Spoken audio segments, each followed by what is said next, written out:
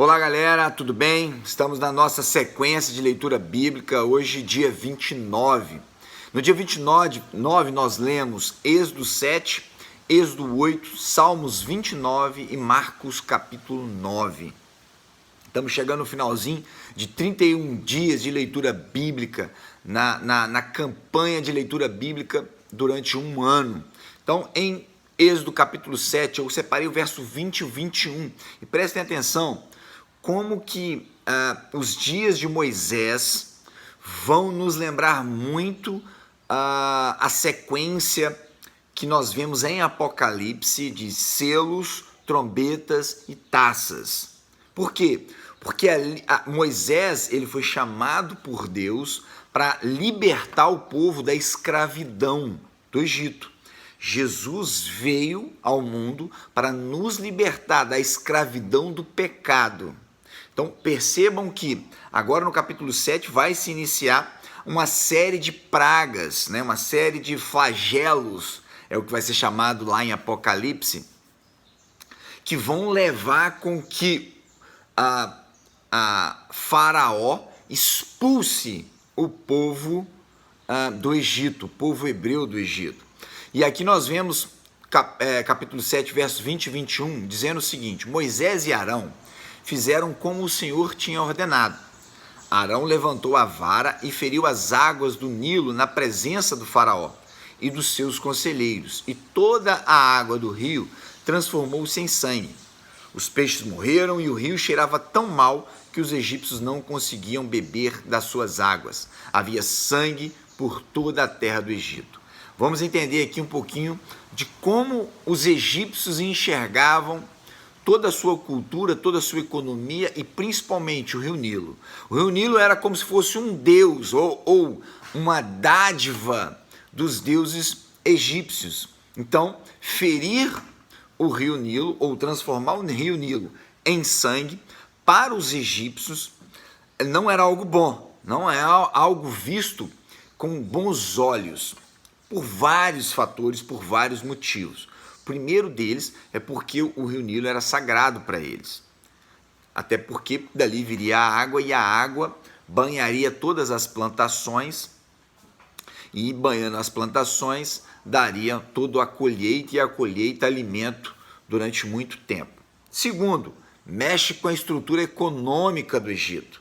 Nós estamos falando de situações que vão escalonando uma fragilidade econômica, financeira dentro do Egito naquele período, ou naquele momento, onde o Império Egípcio é quem governava todo mundo conhecido da época. Tudo saía do Egito e vinha para o Egito. Então, quando Moisés vai e fere o Nilo, ou toca no Nilo, Arão toca no Nilo e transforma em sangue, isso mexe com toda a estrutura, faz com que Faraó perceba o seguinte: peraí, como que pode o Deus desse camarada fazer transformar todas as águas, né? Alguns cientistas vão tentar levar com que aconteceram alguns fenômenos que acontecem até hoje, tudo e tal, mas a palavra de Deus relata que todas as águas, dos potes, das pedras, das vasilhas de barro, tudo virou sangue. Então não foi só o Nilo, mas toda a água que saía do Nilo, né? Então nós vemos aqui uma manifestação de Deus muito grande. Agora, como que o faraó está enxergando isso? O faraó está enxergando o seguinte: bom, peraí, essa magia aí, os meus também sabem fazer. E aí ele chama os seus cientistas ou os magos do período egípcio para poder também fazer com que aquela água que Arão e Moisés transformaram em sangue, também os magos egípcios também pudessem transformar a água em sangue. Percebam o seguinte, queridos, moral da história.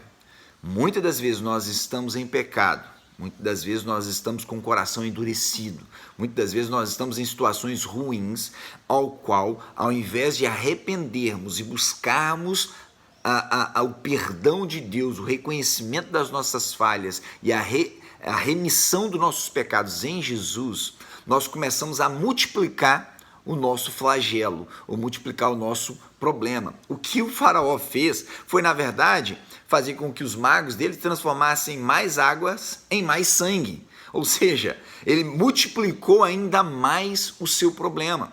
Se os magos eram tão bons, por que então eles não transformaram o sangue em água novamente? A se pensar, medite na sua vida. A palavra de Deus precisa mexer conosco, tá bom? Isso aqui não é só historinha, não. Precisa transformar o nosso coração. E aí, eu separei em Êxodo 8, verso 19, 22 até o 23. Diz o seguinte: os magos disseram a Faraó: isso é o dedo de Deus. Mas o coração do Faraó permaneceu endurecido, e ele não quis ouvi-los, conforme o Senhor tinha dito. Mas naquele dia, tratarei de maneira diferente a terra de Gósen, Deus falando, onde habita o meu povo. Nenhum enxame de moscas se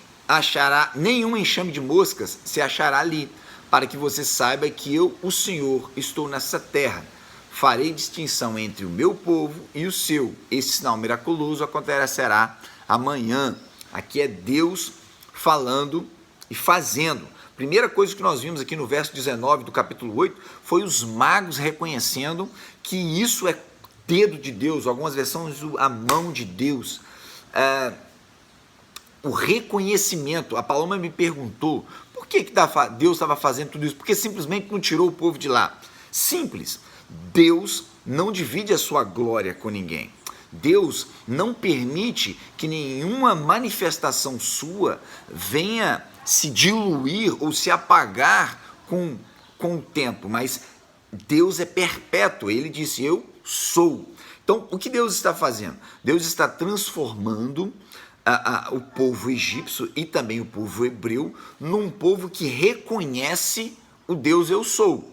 Eles estão vendo, os magos aqui de Faraó falaram: isso é dedo de Deus. Esse daí é a manifestação do dedo de Deus. Por quê? Porque eles não conseguiram mais fazer as manifestações, os sinais que Moisés e Arão estavam fazendo através de Deus. Chegou um momento que eles não conseguiram mais. Parou, travou. Por quê? Porque Deus é soberano, não tem como, não há magia capaz, ele é o único e absoluto. Na verdade, até ali Deus permitiu, a partir de agora Deus não permite mais que os magos façam alguma coisa. Então, Deus quer que a glória dele seja vista, mas não é simplesmente vista e logo esquecida, mas que se perpetue. Então, o faraó e os seus magos, o povo egípcio, reconhece que Deus, o Deus dos hebreus, é o Deus soberano. E segundo, ele separa o povo hebreu do povo egípcio. Então ele separa, ele faz com que as maldições ou as pragas, os flagelos aconteçam com os egípcios, mas não aconteçam com os hebreus que estão em Gósen, que é uma região egípcia, que é da terra do Egito. Então percebe como Deus faz a distinção. Lá na frente, Deus vai falar para Moisés: eu sou santo, por isso vocês devem ser santos. E o que é ser santo? Ser separado. O que Deus faz com o povo? Deus separa o povo. Queridos, eu e você somos separados. Deus está nos separando. Quando nós vamos para Deus e algumas coisas acontecem conosco que são ruins, Deus está se manifestando a nós. Existe um processo. E o processo de Deus leva em consideração a glorificação do seu nome. Leve em consideração o reconhecimento do seu poder, leve em consideração a soberania da salvação dele. Não tem como nós reconhecermos o bem se o mal não existir. Isso é fato, não tem como. Se tudo fosse bem, nós nunca reconheceríamos o mal. O mal existe para evidenciar, melhor dizendo. Aliás, Martinho Lutero, porque eu tenho que tomar cuidado com as minhas palavras para você não interpretar mal. Martinho Lutero falou que Satanás é um cachorro na coleira de Deus. Ou seja, Satanás pode até morder, mas ele continua na coleira de Deus. Ele pode até latir, mas ele continua na coleira de Deus. No final das contas, Deus é quem detém o poder do inimigo. Percebe? Porque ele tem todo o poder, não só todo o poder do bem, mas também o poderio sobre o mal, o controle sobre o mal. Não que Deus é mal, não interprete diferente, não tente colocar palavras na minha boca. Sendo assim, para que o povo hebreu reconhecesse a soberania de Deus, coisas teriam que acontecer de ruins para eles evidenciarem que Deus chegou e salvou. Assim é conosco. Né? Muitas vezes nós vamos na lama, no poço, e aí Deus vem e nos resgata. Queridos, esse é o nosso Deus. Ele nos separa, ele separou o seu povo, ele separou a igreja. Percebam isso. E aí o salmista no capítulo 29 vai fechar isso aí de forma maravilhosa. Ele fala o seguinte, verso 1 e 2 eu separei.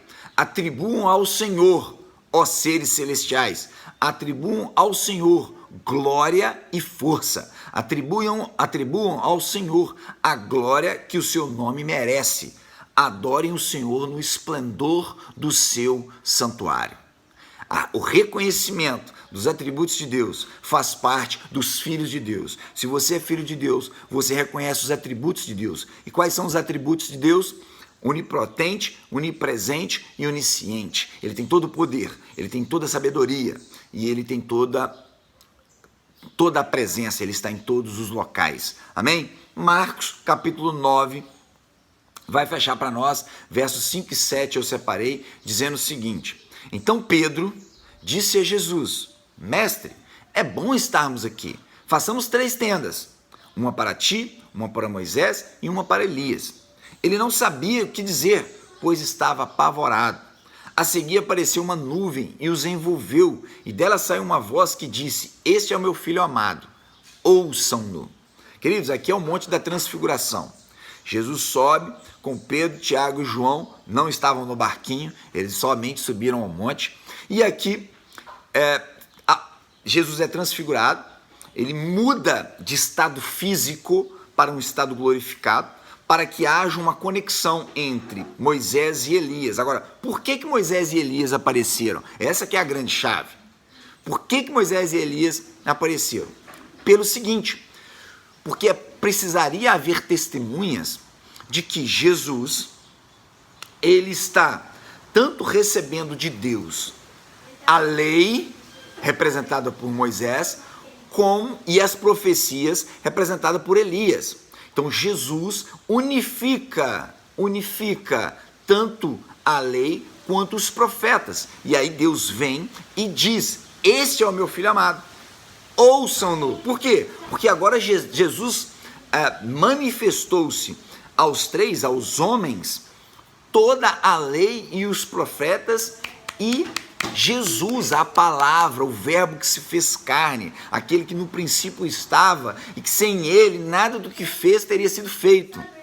Então, Jesus se manifesta, Deus passa para Jesus toda a responsabilidade, o domínio, a soberania, toda a autoridade da lei e dos profetas, que era algo que somente os judeus consideravam, as leis vindas de Moisés e os profetas, e Elias representando eles. Por isso aparece no Monte da Transfiguração, Jesus se comunicando com os dois e Deus fazendo essa consagração, digamos assim.